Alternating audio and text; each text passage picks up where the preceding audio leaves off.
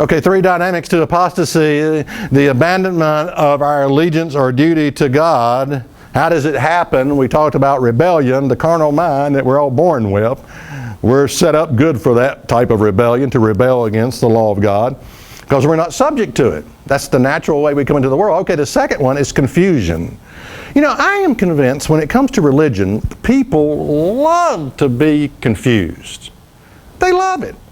You know, a lot of people, you know, they go to a church where the minister speaks Latin and it's all smoke and mirrors and candle wax and candles lit and you know, it's just, I believe the actual tongues movement illustrates this.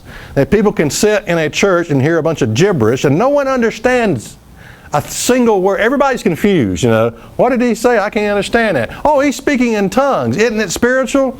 And people sit there in their gullibility and they listen to it and they say, yeah, that's spiritual. That's good. You know, I don't understand it, but it's good. We love our confusion.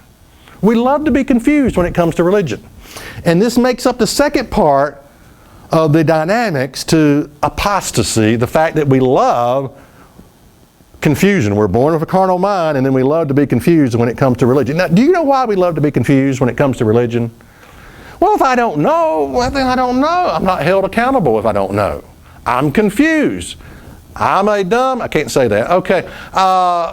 You know, I'm living in ignorance. All right? I'm confusion. Now, let me illustrate something for you. This is I want to read to you just to illustrate this kind of confusion. Because I can't think of a more beautiful example of confusion than this. This is a part of the Athanasian Creed.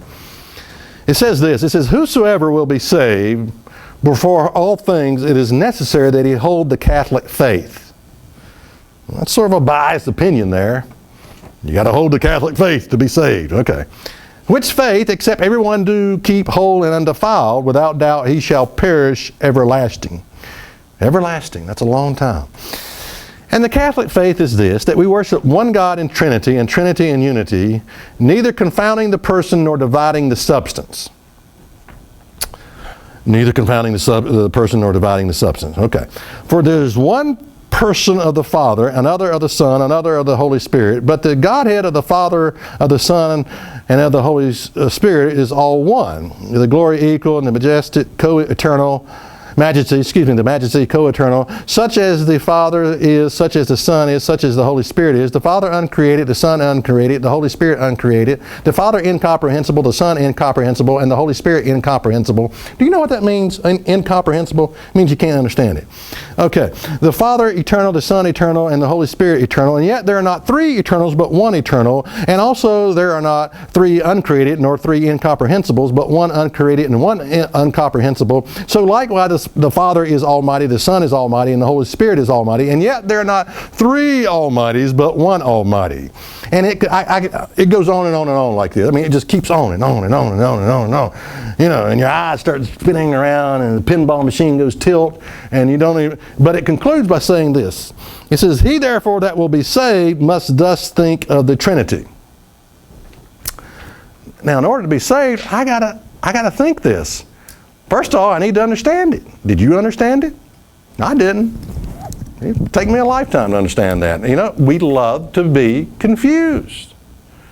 You know, that's part of the Athanasian Creed. Unless you believe that, you cannot be saved. Phew, boy, you know, I love, let me pick this back up. I just threw that down on the floor here. I love Peter's response. Jesus asks Peter, you know, who do men say I am? Jesus looked at Peter. He said, Peter, who do you say I am? Just a poignant, blunt question. Who do you say I am? And Peter said, hold on, Lord. Let me get my creed out. He said, for there is one person of, he said, now first of all, I don't want to confound the person nor divide the substance, but there is one person of the Father, another of the Son, another of the Holy Spirit, but the Godhead of the Father, the Son, of the Holy Spirit is all one, and such as the Father is, and such as the Spirit is, and the Father uncreated, the Son uncreated, and the Holy Spirit uncreated, the Father incomprehensible, the Son incomprehensible, and the Holy Spirit incomprehensible. That's who you are, Lord. No, Peter didn't say that. Jesus asked him, who do you say I am? And I love, Peter's response. He said, you are the Christ, the Son of the living God. Now that's real religion right there, boy, I tell you, it is. That's simplicity. You know, you can know God.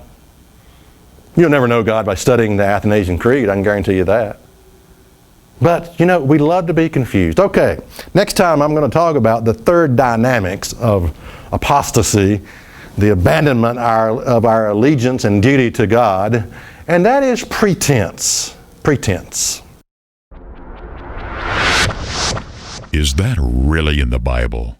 What you think is in the Bible is not.